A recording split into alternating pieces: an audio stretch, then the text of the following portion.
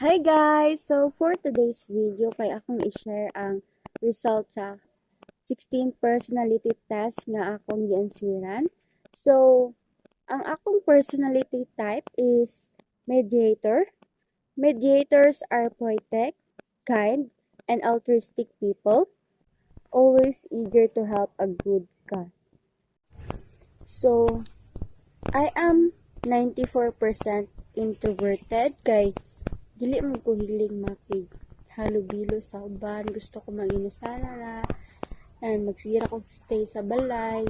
Dili ko magsigig sa akong friends or classmates. I am 51% intuitive, so kanang makasabot ko sa mga things nga kuan bisag walay proof or evidence.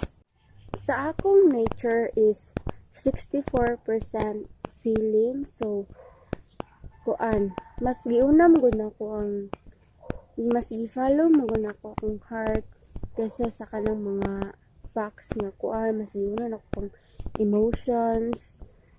Sa akong tactics kay 51% prospecting, and lastly sa ako ang identity kay 67% turbulent. So kay kuan man good self-conscious ko din perfectionist sad.